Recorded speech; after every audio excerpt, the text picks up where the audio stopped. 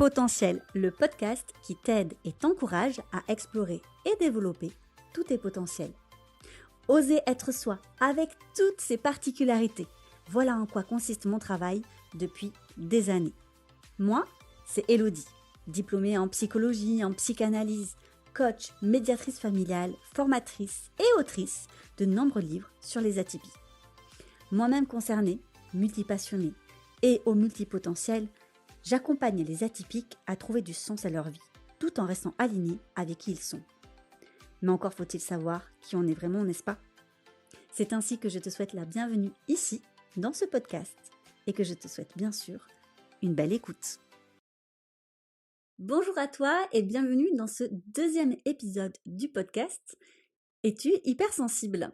Alors, c'est une question, bien évidemment, où je ne vais pas pouvoir te répondre en un seul épisode. Mais j'espère vraiment te donner des pistes de réflexion. J'espère être la plus généreuse possible dans cet épisode pour te permettre d'y voir un peu plus clair. Et pour ce faire, cet épisode va se diviser en 3 parties. La première, le b.a.-ba. Qu'est-ce que c'est la haute sensibilité, l'hypersensibilité et qu'est-ce que ça n'est pas ? Car là encore, beaucoup trop d'idées reçues. La deuxième partie, ça va être une sorte de questionnaire qui va te permettre de creuser ta propre sensibilité. Et enfin, la troisième partie, c'est l'analyse de ces questions pour mieux comprendre scientifiquement ce qu'est l'hypersensibilité. J'espère donc vraiment que cet épisode va te parler, va te plaire et va constituer pour toi déjà une mise en perspective de est-ce que oui ou non tu pourrais être hypersensible. Alors, petit point historique du b.a.-ba, qu'est-ce que c'est la haute sensibilité ? Vous avez certainement entendu le nom de cette personne, c'est le docteur Helen Aron. Effectivement, elle est docteure en psychologie et elle a commencé les études sur les personnes hautement sensibles en 1991. Donc, même si c'est pas tout récent, tu vois quand même que ça a quand même malgré tout quelques années. Au départ, elle et son mari, au sein d'une équipe de recherche, ils étudient la psychologie de l'amour et des relations affectives, des relations dites étroites. Petit à petit, en fait, en étudiant tout simplement ce sujet-là, ils s'aperçoivent que pour certaines personnes, l'amour, les relations, ça a une autre dimension. Ça te parle ? Car là est déjà une première piste. En effet, ils se rendent compte que pour certaines personnes, être en relation avec une autre, avoir des sentiments amoureux, avait une dimension beaucoup plus intense.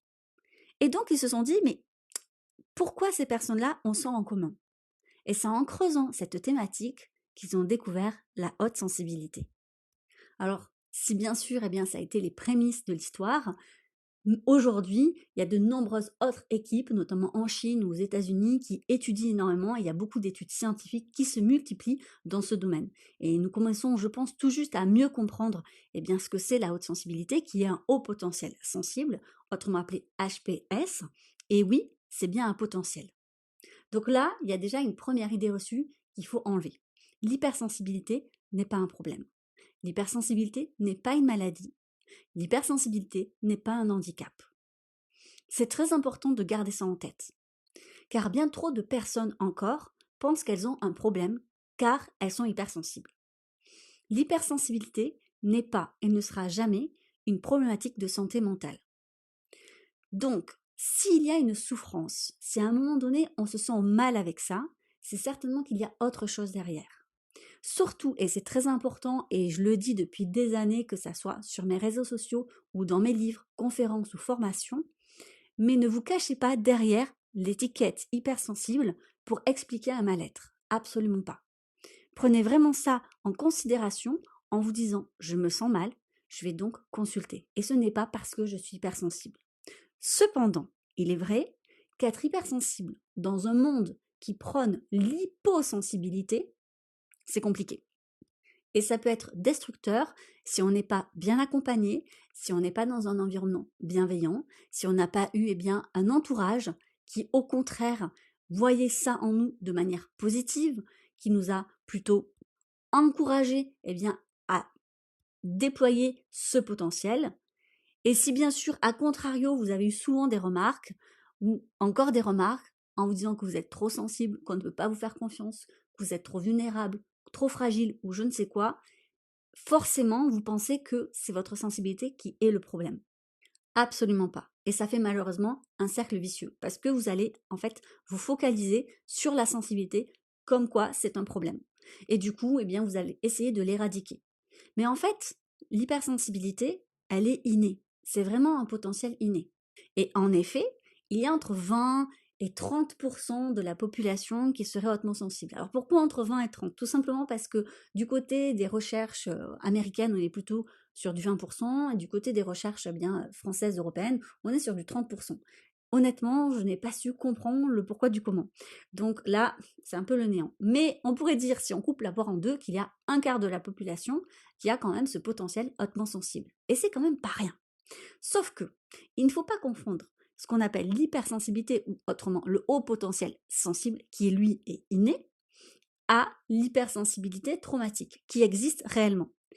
Un exemple tout bête, mais si tu viens de traverser une phase très compliquée, très vulnérable, par exemple une séparation ou un deuil, ou bien un burn-out, une dépression, inévitablement, tu vas avoir des symptômes qui se rapprochent de la sensibilité et on pourrait les mélanger.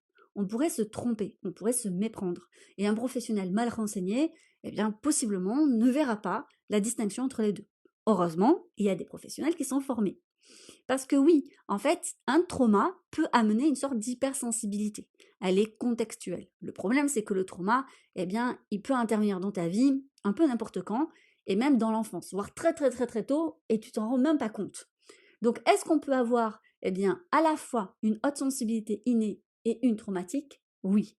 Donc, ce n'est pas si évident que ça de voir, eh bien, la distinction, est-ce que ça vient de l'une et de l'autre. Il faut vraiment, vraiment être formé. Mais là encore, le point essentiel à garder en tête, c'est du moment qu'il y a souffrance, il faut absolument demander de l'aide. Car oui, la haute sensibilité innée, en réalité, ne te prodigue pas de souffrance. Car oui, l'hypersensibilité innée ne te procure aucune souffrance, car ton cerveau est câblé pour. Dans le magazine Cerveau et Psycho numéro 141, qui est sorti il y a quelque temps déjà, ça a pu reprendre un petit peu ces bases-là qu'on connaissait à l'international, mais il y avait encore, ben, voilà, ce dont je t'ai parlé dans l'épisode précédent. C'est vrai qu'en France, on mouline encore sur ce sujet parce qu'il y avait encore débat sur est-ce que ça existe, est-ce que ça n'existe pas. Je pense que le débat, enfin voilà, on n'en est plus là et heureusement.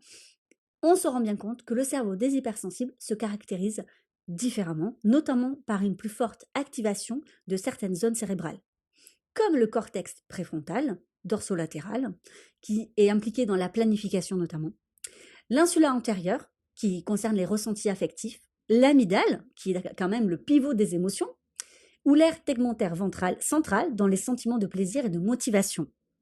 Donc oui, on peut bel et bien dire que la haute sensibilité existe. Et ceci explique cela. Bon, je vais pas te faire un cours parce que effectivement j'en aurais pour 10 heures pour tout expliquer comme si j'étais en formation ou en conférence et c'est pas le but du podcast. J'essaye vraiment de faire des épisodes assez courts. Donc on va passer directement à la deuxième partie, au questionnaire. Tiens-toi prêt. Alors j'ai fait très simple. Il va y avoir 8 questions. Et donc tu réponds par oui ou par non. Bien évidemment, je tiens à préciser que ce questionnaire ne remplace absolument pas un test fait auprès d'un professionnel formé. Tu en trouveras aisément en fait sur mon annuaire en ligne sur mon site internet Elodie Crépel ou en story à la une sur mon compte Instagram Elodie Crépel. Ce sont des professionnels qui seront en capacité effectivement de faire une meilleure analyse cognitive et émotionnelle de ton fonctionnement et te dire si oui ou non ça correspondrait effectivement au profil du haut potentiel sensible. T'es prêt? On y va. Est-ce que tu pourrais te qualifier ou est-ce que ton entourage pourrait dire que tu es plutôt une personne consciencieuse? Deuxième question, est-ce que tu mets beaucoup de temps et c'est très important pour toi de planifier les choses dans les détails? Question numéro 3, est-ce que tu te sens parfois surstimulé en fait, que ça soit d'un point de vue auditif, olfactif, gustatif, visuel ou kinesthésique, c'est-à-dire en fait au niveau du toucher? Question 4, est-ce que tu te sens vite surchargé quand tu es en présence des autres personnes? C'est-à-dire surchargé d'un point de vue stimulation. Question 5. Est-ce que tu as la sensation, eh bien, que tes émotions sont souvent plus intenses que la plupart des personnes et que cette intensité est beaucoup plus fréquente par rapport aux autres? Question 6. Est-ce que tu dirais, ou est-ce que les gens autour de toi disent que tu es une personne très empathique, très à l'écoute et très attentive aux autres? Question 7. Est-ce que tu arrives à percevoir les petits changements, même dans les détails, dans ton quotidien, là où tu es, dans ton habitat en général ou sur les autres personnes? Et enfin, dernière question. Est-ce que tu es hyper connecté au monde ou à tes sensations physiques? Et donc tu ressens le moindre petit changement. Si tu as répondu oui à 6 de ces questions ou plus, il y a de fortes chances que tu sois effectivement une personne hypersensible. Et ces questions, elles ne viennent pas de nulle part. En effet, elles viennent en fait de ce qu'on appelle le DOS, et ce sont 4 grandes caractéristiques que le docteur Helen Aron, donc la docteure en psychologie américaine qui est pionnière dans ce domaine, a mis en exergue pour expliquer en fait ce que c'est une personne hautement sensible d'un point de vue scientifique en reprenant les bases de ce qui se passe dans son cerveau. Donc là, je fais référence à ce que je t'ai dit précédemment sur le fonctionnement différent du cerveau des personnes hypersensibles. Pourquoi? Parce qu'il y a 4 effectivement donc caractéristiques. Les 2 premières questions correspondaient à la profondeur du traitement de l'information. La question 3 et 4 à ce qu'on appelle l'hypersimulation. La question 5 et 6 à l'hyperémotivité. Et la question 7 et 8 eh bien, la sensibilité aux stimuli les plus subtils. Voici en fait les 4 grandes caractéristiques. Et il faut bien compléter ces 4 grandes caractéristiques pour être considéré comme une personne hypersensible. Donc tu l'auras compris, et je finirai par ce point essentiel, être hautement sensible, avoir un haut potentiel sensible, il ne s'agit absolument pas en fait d'une maladie, il ne s'agit pas d'une vulnérabilité, il ne s'agit pas uniquement d'être hyper émotif, ce n'est pas ça du tout. Et lorsqu'on comprend bien qu'il y a des critères très spécifiques, on est en capacité de mieux faire la distinction entre l'inné et le traumatique. C'est pas toujours évident, on est d'accord. Mais si jamais ça t'intéresse de creuser cette piste-là, n'hésite pas à continuer à écouter des podcasts, à lire des livres. J'ai écrit énormément de livres sur les atypies. Tu peux voir et contacter un professionnel formé, que ce soit dans mon annuaire sur mon site internet Élodie Crépel, ou bien sur l'annuaire de l'Observatoire de la sensibilité, dont j'ai été la co-dirigeante pendant quelques temps, et ça a été un honneur de travailler auprès du docteur Savaio Tomasella, qui reste aussi une grande référence dans le domaine francophone. Il a écrit de nombreux livres à ce sujet, et je t'encourage à les lire si vraiment tu as envie d'en savoir un peu plus sur cette thématique. Voilà, je m'arrêterai là parce que j'essaye vraiment de faire des épisodes courts. Cependant, si tu as des questions, tu n'hésites pas à me les envoyer. Si tu as aimé cet épisode, si il t'a permis d'y voir plus clair ou t'a apporté des pistes complémentaires, surtout laisse une bonne note et partage-le auprès de tes proches. Parce que ça fait toujours plaisir, même pour moi, pour mon travail. Voilà. Et sur ce, je te souhaite une belle journée.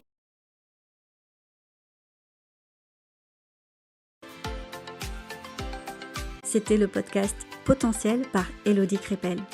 N'hésite pas à laisser une note, un avis et à le partager. Je te dis donc à lundi prochain pour un nouvel épisode. Belle journée!